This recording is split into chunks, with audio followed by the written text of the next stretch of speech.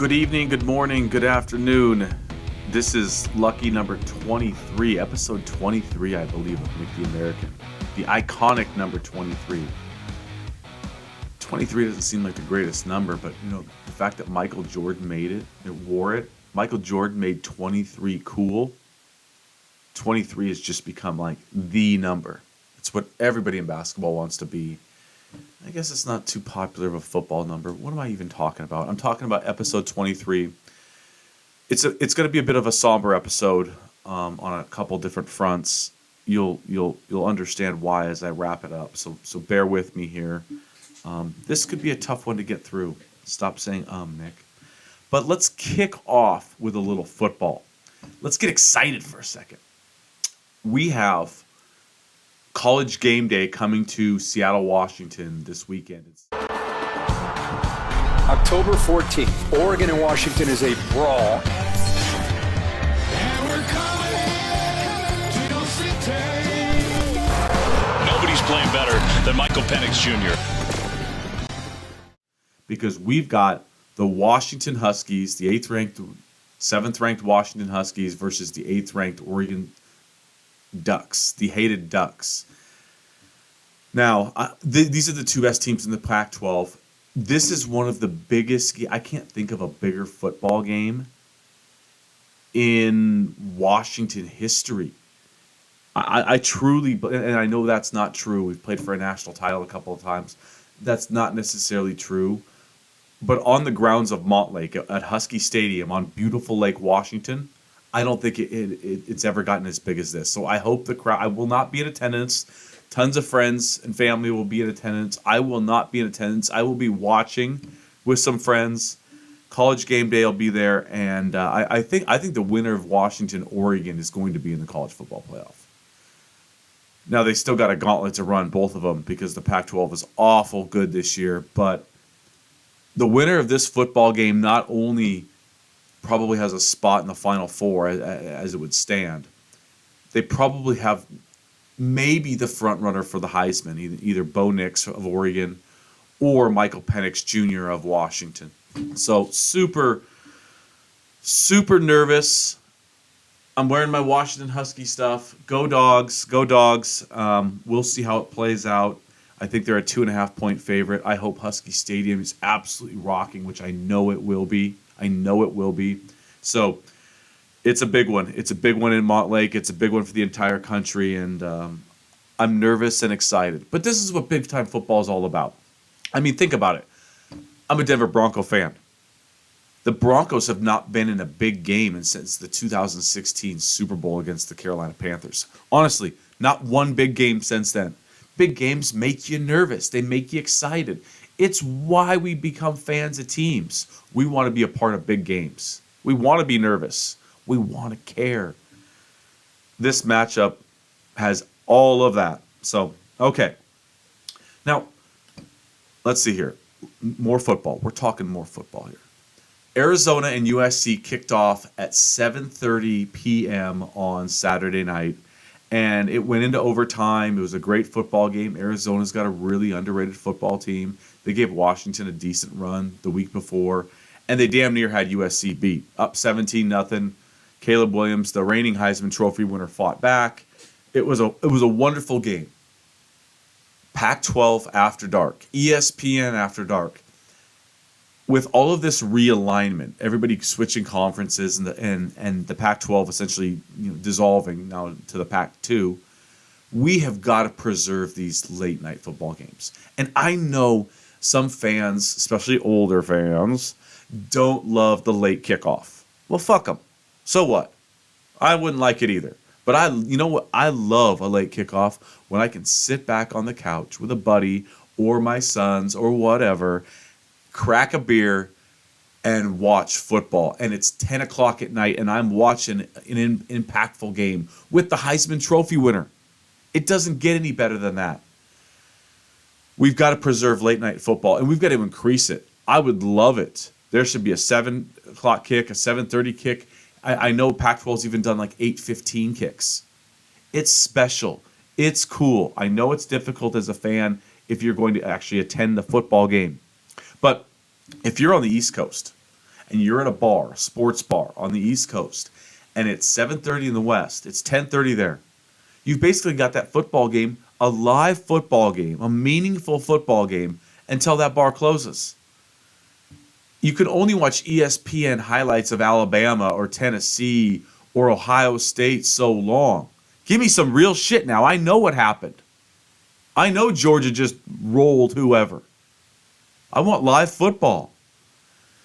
So, Pac-12 after dark, whatever you want to call it. No, you can't call it Pac-12 after dark, Nick. Come on. You just can't do that. It's gone. It's gone.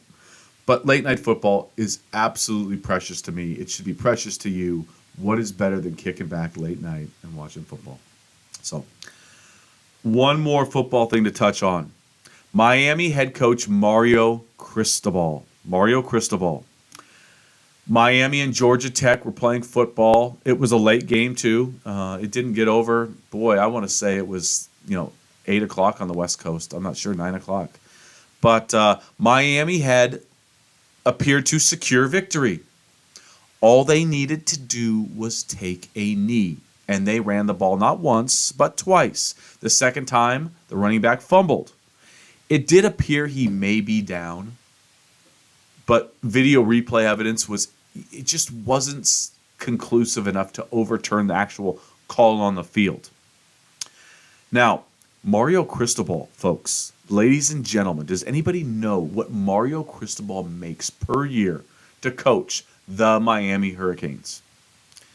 I've read online it says $8 million. I just listened to Rick Neuheisel say it was closer to $10 million.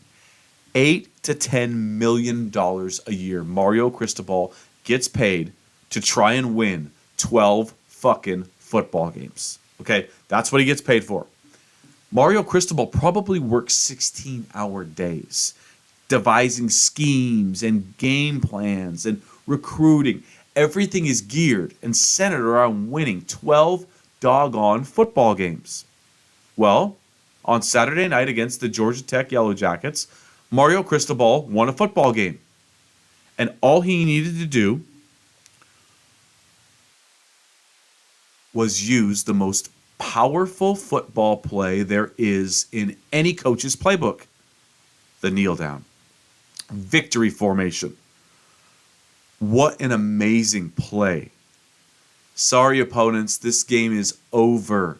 We're going to take a knee and we're going to go celebrate in the locker room. Mario Cristobal didn't do that. He literally ran the football. The running back coughed the ball up. And the Miami Hurricanes, I think it was 3 plays, 75 yards, lost with 1 second to go on the clock.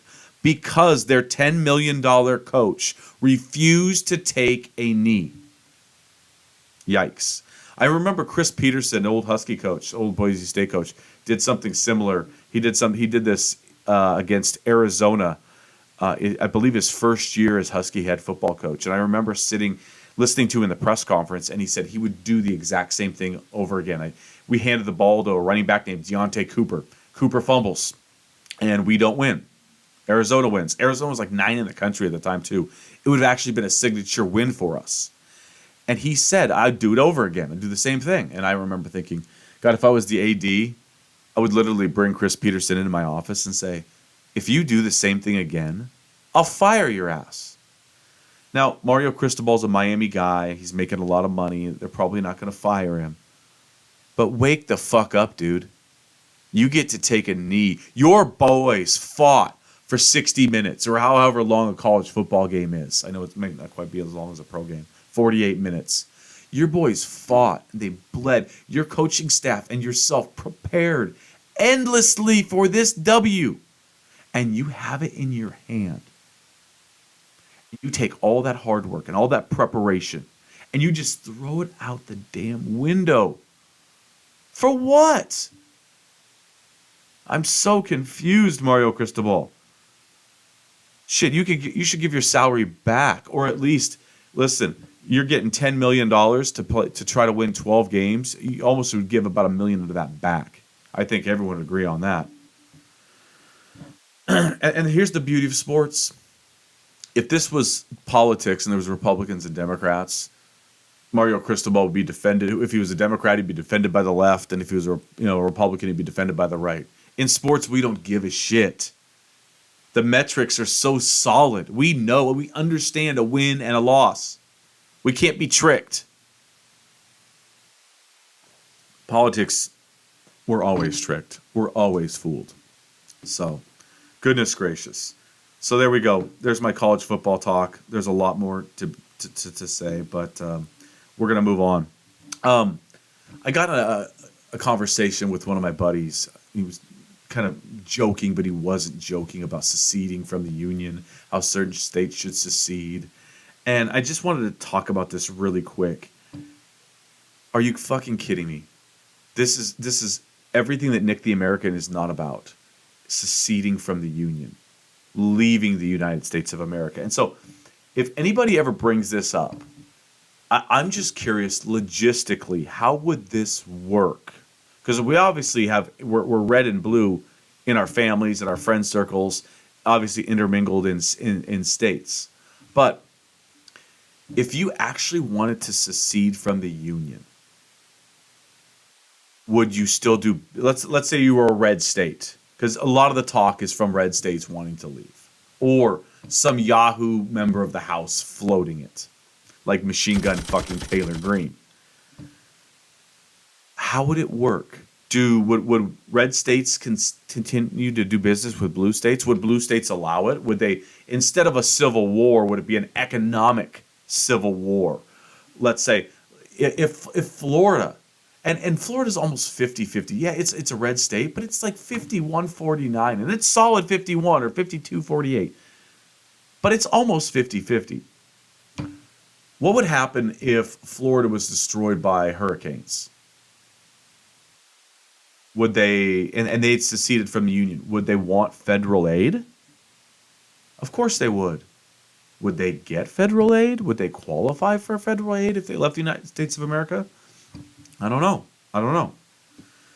So here's something interesting to look at.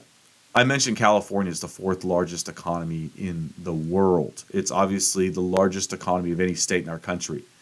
The top 5 economies in our country: California 1, Texas 2, New York 3, Florida 4, and Illinois 5. Those are the top 5 in terms of GDP, gross domestic product. Okay?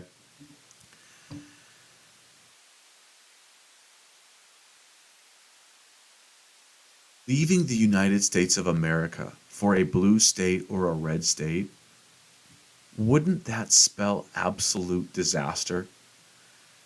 All of a sudden we have states boycotting other states. California won't allow a red state to access its ports. Texas won't allow blue states. Let's say North Dakota says we want out of the Union. Like, geez, you guys don't even have a gross domestic product. You guys don't even rank. You guys are really damn lucky you got 2 senators. And you guys want to leave. What would that mean for a blue businessman like me? If my home state, Tennessee, no longer allowed liberals to operate, what would it mean for a red businessman who does a lot of business with blue states? So I just want to pump the brakes on this. I like I said, I talked about it with a buddy of mine. He kind of joked about it, but it's no joke. We're the United States of America. Nobody is seceding. And if someone is calling for that, I want to know your plan. I want to know how you intend to pull this off. Machine Gun Taylor Greene, someone like that.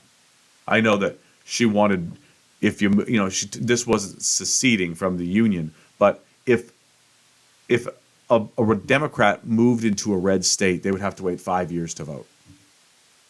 Now she didn't say that rule was vice versa, but it's just ridiculous. I want to squash it, and it's everything that Nick the American is not about, because I say this over and over and over again.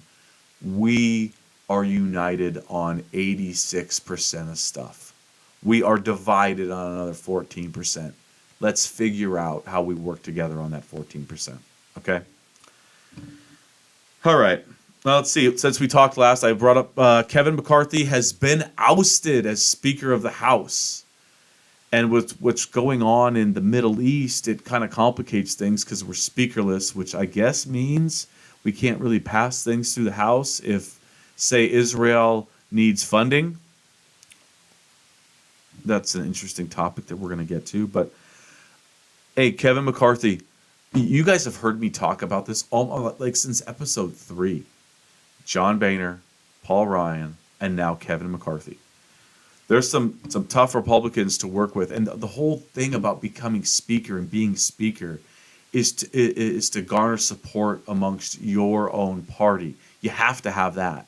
It's hard enough to cross aisle and work with the other side, and you get things done on certain issues, certain bills all the time. We work together. But when you cannot work with your own party, when your own party puts in a special piece of legislation, not legislation, what the hell is the word? Your own party wanted to make sure that Kevin McCarthy, okay, we're going to let you be Speaker, but any one of us, any member of the House could call for a vote for your head at any moment we wish. That's never been true in the House of Representatives. It should not be true now. Speaker is a damn tough job. Hey, I don't have to agree with Kevin McCarthy, but I can sympathize with him a little bit. Sort of. But now, let's move on from this Speaker thing into what just happened in the Middle East. We've got, ever since I've been little, I grew up and, God, it was 1993 when Yitzhak Rabin, the Prime Minister of Israel, was assassinated, and it seemed like every other week there was a suicide bombing in Gaza or the West Bank. And so we had some horrific terrorist attacks occur in the Gaza Strip by a Palestinian terror group called Hamas.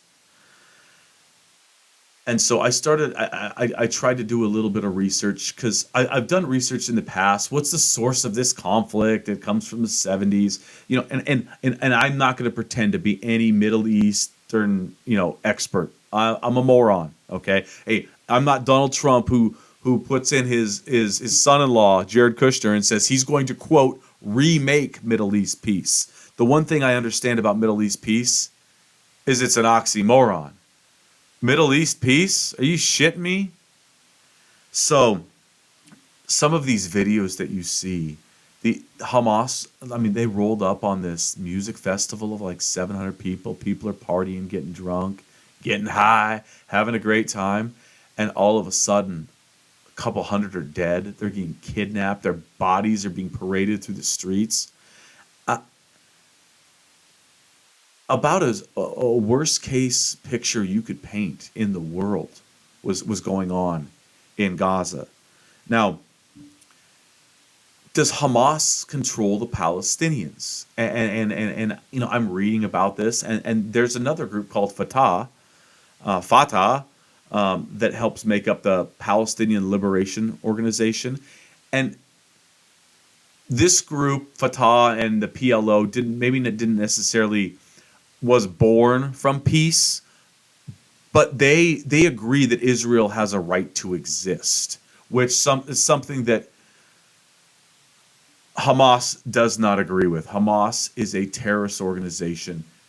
And so you've got this semi-peaceful organization in the Fatah and the PLO in the Palestinian over in Palestine. And then you've got Hamas. And is that gap even possible to bridge? Think about Republican, Democrat, how we don't like each other. What if the PLO or Fatah said, hey, we are at war with Hamas. We need to get rid of this terrorist faction if we're going to move forward and try and live in peace with Israel. Maybe we can set some guidelines with Israel about how we go forward.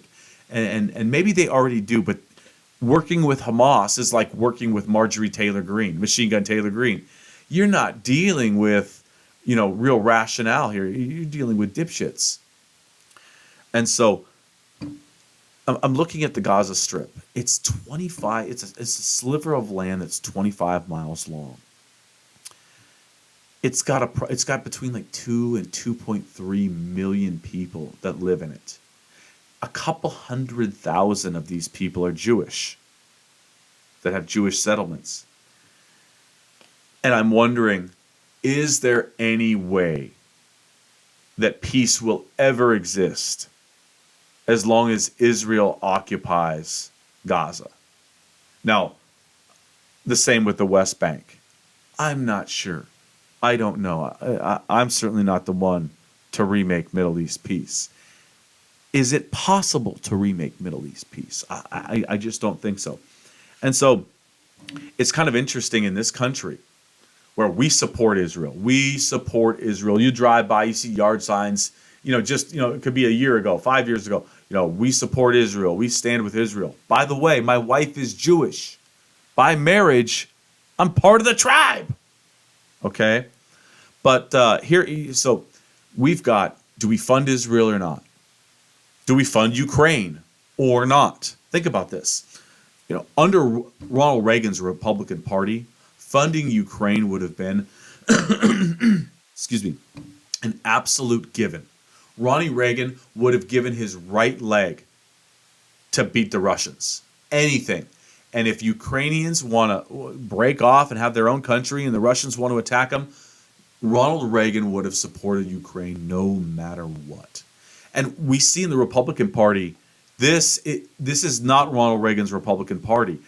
They don't necessarily, now in the House, it seems half of them don't want to fund Ukraine.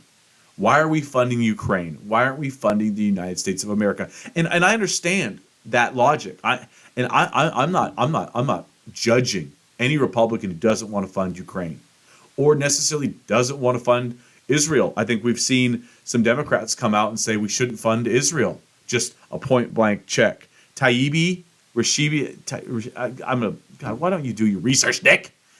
Taibbi, she's a member of the House. She's a Democrat. Other Democrats have lambasted her for suggesting that we don't fund Israel. Joe Biden saying, hey, man, whatever you need, baby, whatever you need. Meanwhile, we got no Speaker of the House, so something may have to get done. But how do we decide? Do we fund Ukraine and Israel at the expense maybe of the American people? Do we fund neither? That's what's tough about politics. And if you're a Democrat and you say, I want to fund this and I don't want to fund this, you're an idiot. And if you're a Republican and you say the same thing, you're an idiot. But just like Mario Cristobal, there's a win and a loss. He gave up a win. There's no denying that. The metrics are so muddy for wins and losses in politics. It just comes down to tribalism. It comes down to politics. If you're a Democrat, you're wrong. If you're a Republican, you're wrong. The other side says so, even though there's no real proof. So we have a former president and a president doing. Let's see here. Let's look at this Israeli conflict in terms of American politics. So we have Donald Trump, who gave up intel, highly classified information to the Russians. This is confirmed. He talked about a secret base that the Israelis were working on in Syria. And Syria and Iran are like brothers. Iran is best buds with the Russians. Of course they are. And so obviously this intel probably got back to them. It enraged Israeli intelligence officials that Trump would do this. And of course Trump would fucking do this, right? Stop saying right, Nick. Of course Trump would do this. Now, did it have any impact? Did it have any consequences for this awful terrorist attack by Hamas? Probably not. But in politics, Democrats want to rip Trump and say, look at, he gave up highly classified information to the Russians, to the enemy, that obviously got to Iran. Iran's funding the Palestinians and Hamas. Now, on the other side, Biden freed, 6 hostages a while back from Iran? 6 hostages. In order to get those hostages free, the United States didn't cut a $6 billion check. There was money being held up in banks across the world that the United States freed up. $6 billion, in fact, to go to Iran. And you have Republicans screaming, Biden caused this. This is Biden's fault. He supports terrorism. He funded terrorism. And I guess, you could kind of make the case that hey, we kind of fund terrorism, even though it's not supposed to be used for any of that sort of stuff, but maybe it frees up money to do other stuff. But my whole thing with politics and these two issues, if you're interested in one, you should be interested in the other. You can't just be interested in, Biden gave $6 billion to the Ukrainians. Excuse me, the Iranians. Ukrainians. And then you can't look away and say, Trump sold out our number one ally to the Russians, Israel, which then then played that forward to the Iranians, who probably played that forward to the Palestinians. I'm just saying, I'm not judging either one. But if you're interested in one, if you're calling out one, then you've got to call out the other. It's okay. It's not either or. You can't just raise your hand and say, Trump's responsible, Trump's a shithead. Biden, pay for play. Give us hostages and we'll release funding. So, even, we have this terrorist attack in Palestine, in the Gaza Strip. And here we are at home. One side's blaming the other side's blaming the other. And it's fucking ridiculous. Wake the fuck up. So tired of it. 2 + 2 is 4. Only talking about one side, it doesn't get you to 4. It doesn't get you to 4. Okay? The Iranians, the Russians, does anybody think the Saudis had anything to do with this?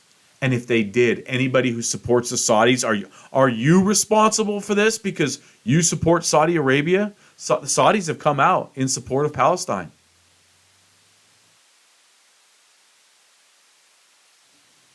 I think I asked this question to my mom when I was 11 years old, 12 years old, when there were suicide bombings, literally almost seemed like on a weekly basis in the West Bank and in Gaza.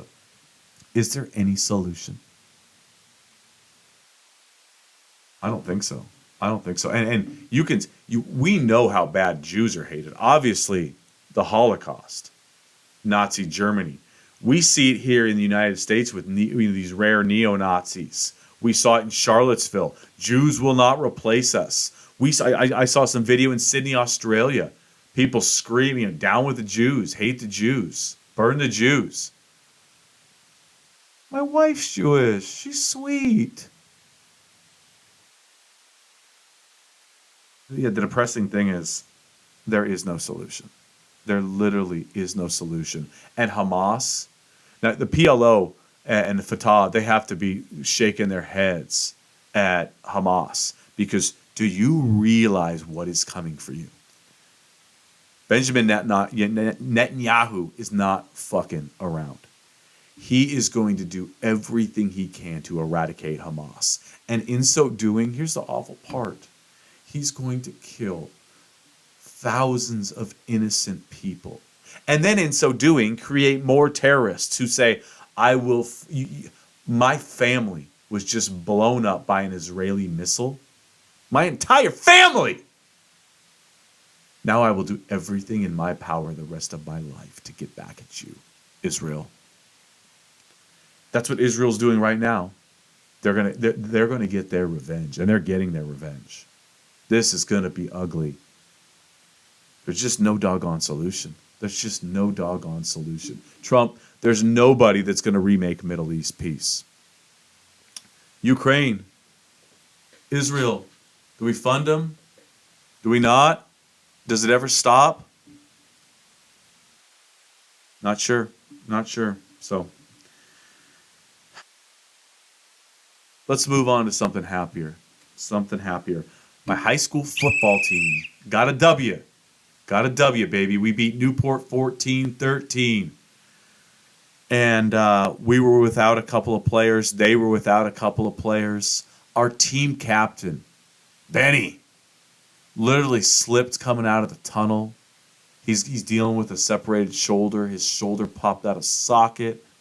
Didn't really play the first half. Was able to piece himself together. Benny, I love you. I love you. And it got me thinking. As I look around the state, and you may do this too, around the country. You look at high school football scores. An 0-5 team's playing a 1-4 team. A 6-0 team's playing a 3-3 team. And it doesn't matter what your record is. Every win is so important to the coaching staff and to the players. We're 2-4. And to get that win was absolutely huge. It was my birthday, the day of the game, and the boys got me a card. And it's one of the rare sports, this combat sport that is football, that you get your arms around kids after the game and they're telling you that they love you and you're saying that you love them back. It's a special sport. And so the next time you see an 0-5 football team in high school, think about what they're going through. Think about what their coaching staff is going through. Think about how important a win would be for them. How special is high school football? It is incredible. Every coach in the state can understand what I'm talking about. It doesn't matter if you're 6-0 or you're 0-6. You prepare your butt off. You bleed. You sweat. You prepare. All to win on a Friday night. All to see your boys' reactions. And it's when you see those reactions, you realize how special Friday Night Lights is. How special it is. So, and I will, at the end of the show, I'll talk about a little bit more about this, but how truly sad and special this particular game, this 14-13 victory was. It was actually on a Thursday night. We played on a Thursday night. But there was some significance to it that I'm going to share with you in short order. So, now, let's talk. Oh God, we just keep jumping back to politics. I'm not even talking that much politics. Come on, I'm trying to be even. Gavin Newsom. We've talked about Gavin maybe running for president. The liberal California kid. Good looking. Kimberly Guilfoyle's ex. But, and you heard me talk about mushrooms, legalizing mushrooms. Well, what did the liberal California governor Gavin Newsom just recently do? He said no. He vetoed a bill legalizing hallucinogens. So he's liberal, but he does have some limits. And it sounds like maybe he's not totally against it, which I think is good. And I think he was right here. I was reading in terms of what's dosing going to look like. What are the benefits of it? How are we going to, we just don't need to give everybody mushrooms. And what does regulation look like? It's almost like, electric cars and I said the science isn't there or the tech isn't there. It's not affordable yet. Well, the information, we've got to do a lot more research on these hallucinogens. I don't want to jump the gun. Obviously, Gavin didn't want to jump the gun, but just wanted to bring it up. I talked mushrooms. Gavin Newsom in California says, pump the brakes, bitches. Not yet. Okay? Now, the other governor I'm going to talk about, you've heard me talk about him. Glenn Youngkin, governor of Virginia. Sounds like he's raising all sorts of cash. What's he raising cash for? He's not running for president, is he? Or is he? I told you I think Youngkin should run. Now, maybe Youngkin's playing it smart. Maybe jumping in late gives you this huge splash. Everybody in the GOP running for president is running, make no mistake, is running for second place. If Youngkin can come with a war chest, if he can develop and mobilize a state-by-state campaign where all of these primary races are spread out at certain dates, if he can get into Colorado and Wisconsin and California, and he can set up hardcore field offices with all of his funding, and he can catch fire, maybe his late splash is the right move. Maybe it's the right move. Please, like I said, give me Glenn Youngkin and give me Gavin Newsom. Wouldn't that be better for our country? We could actually maybe have some debate. If we get Biden and Trump, we're going to have, oh my God. Biden's old and Trump is not human. It just boils. And Trump is old too. But so I thought I would bring that up. Newsom and Youngkin make a little waves. One for mushrooms, vetoing mushroom bills. Damn it, Gavin. And the other is collecting cash. What are you collecting cash for, Governor Youngkin? I'm interested. So, okay. This will be the last segment of the show. And this is going to be a tough one for Nick the American. I'm gonna tell you a little story. I was 17 years old, and my brother was 16. I've got a brother that's a year and 4 days. Barry is his name. He's a year and 4 days younger than me, so we're basically twins. We're on the Hazen High School baseball team together, and we come home from practice. Nobody's home. And this will date, obviously this is 1997. And so you go and you don't have a cell phone. You go and check your home phone messages. Does it say a 6? Does it have a 3? Is it blinking a 3? Is it blinking a 2? And you press the play button to hear back messages. That's kind of just one of the things you would do. I know, young kids who were listening to this, that's what you did in the 90s or the 80s. You came home and you hit the recorder button to listen to the messages. Hope that girl you really liked left you a message. And she never did. But me and my brother hit play on a message coming home from baseball practice when I was 17 years old in 1997. And it was my mother. And I really had never heard my mother cry. My mother was hysterical on the message. And she said, if you're getting this, Nick and Barry, you need to come to the hospital immediately. It's your sister. She's in trouble. She didn't tell me what. She didn't tell me what was going on. She didn't tell my brother. She was vague in the message. She was hysterically crying, saying your sister is in trouble and you need to get to the hospital immediately. And so me and Barry, we drove to Valley Medical, and I'm thinking that Angela, my sister Angie, she was in a car wreck. She was in a car wreck and she's in critical condition, and we don't know what we're about to come upon. What was different than I thought? My 21-year-old sister, she's 4 years older than me, 5 older than my brother, was in a hospital fighting for her life. She had a malignant brain tumor and they needed to operate immediately. It was going to kill her. She was given, I believe, something like a 10% chance to live. And I'm 17 years old, watching my parents. And they remove the tumor, and then to save her life, they proceed to saturate her body with radiation over and over and over again. My sister survived. My 21-year-old sister got a poker hand that nobody should get. She got dealt a hand of death, or so said the doctors. But my sister, she's a Scappini. She's tough as shit. She's always been tough as shit. Little mouthy at times, Ange. Little mouthy at times. But she's always been tough as shit, and she proved it. The doctors told her you were not going to be able to have kids.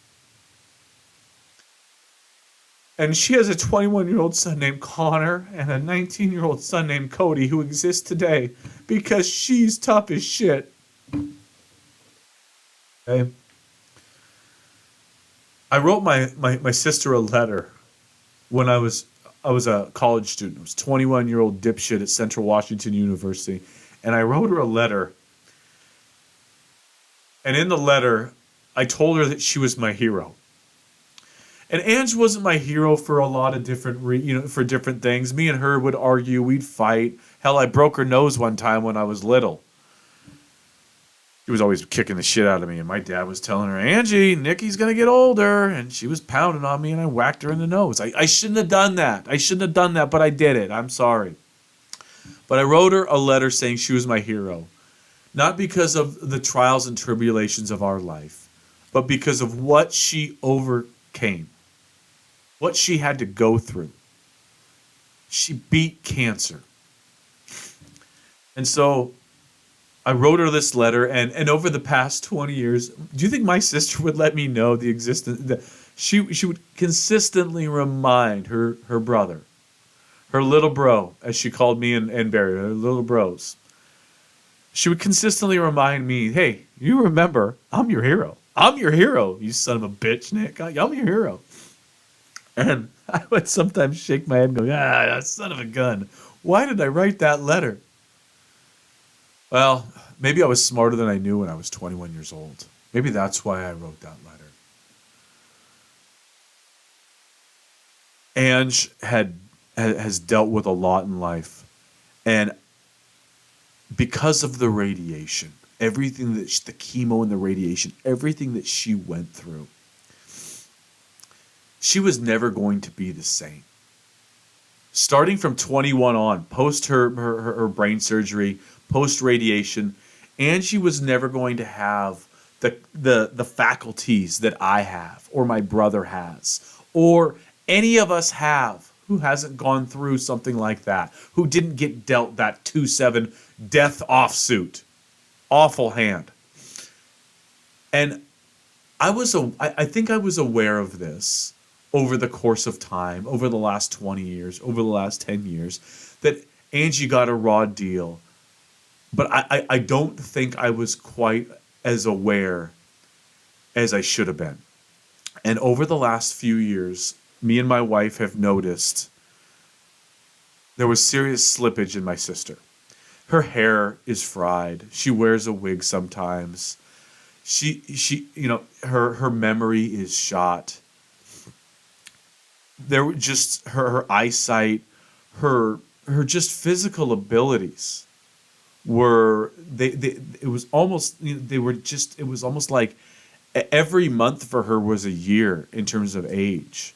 She reminded me of a 75-year-old. And so me and my wife were talking with my parents, and we said, we've got to do something. And Angie had some friends who had noticed it too.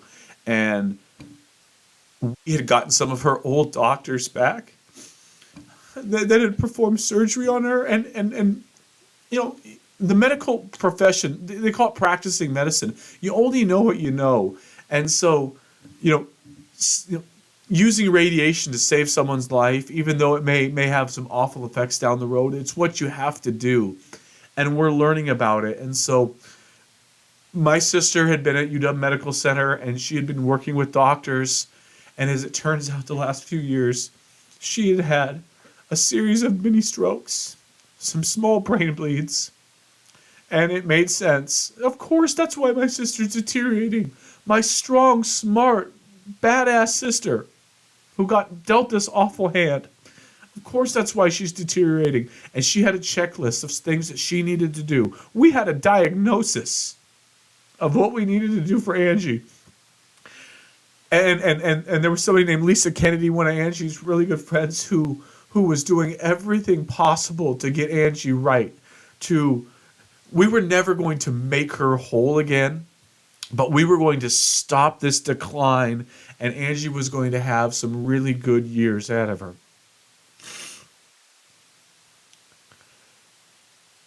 I did episode 22 on Tuesday morning,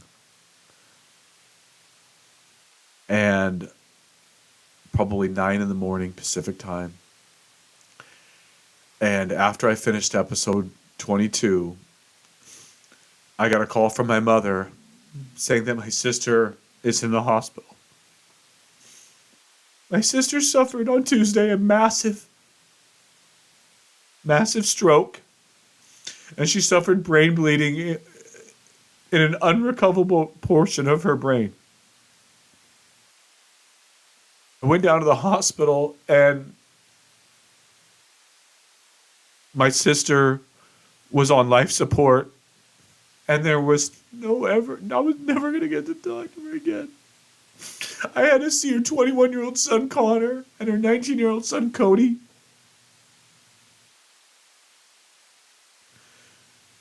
How they had to handle that.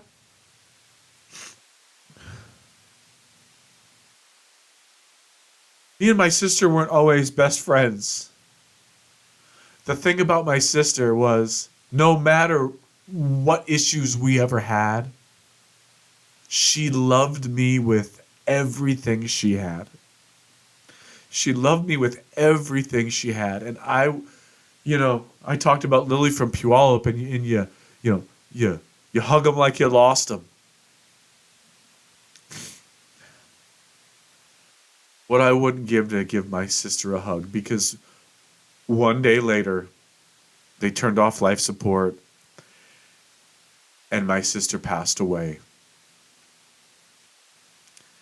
My big sister, who has battled cancer from the time she was 21 years old to the time she left this earth at 49 years old.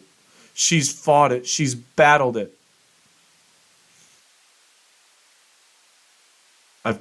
I was talking with her oldest son, Connor, going back and forth, and he showed me a picture of what was on her nightstand in her room. It was a picture of me. It was a picture of her. It was a picture of my brother. It was a picture of the three of us. Mama Kitty, our cat, was in there too. And I asked Connor, I said, I wrote her a letter telling her she was my hero. Run across it. Please let me know, because I would give anything to read what I said about my big sis. My sister would mess with me. Who do you think texted me when the Broncos gave up 70 points? She hates the fucking Broncos. So fuck you, Ange. Nobody messes with me in the Broncos. She was supposed to go to a Madonna concert not long ago. Madonna was an obsession for my sister. Ridiculous obsession. And she got me to love Madonna as a young boy. But Madonna got seriously ill and had to reschedule. But my sister's supposed to be going to Madonna. Supposed to do a lot of things. If I could say one thing to her, maybe I wish I could just read that letter that I wrote that I haven't seen since I was 21. I would unquestionably tell her she's my hero for what she's been through, how she's handled it. I never heard her complain. So, rest in peace, Angela Jane Scappini. Your little brother will miss you more than you know. More than you know.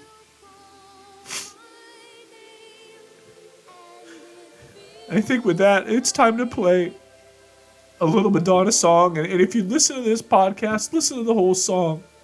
And you know what, Madonna, if you want to sue us, my sister worshipped the ground you walked on. She really did. This is episode 23. Goodbye, Angie.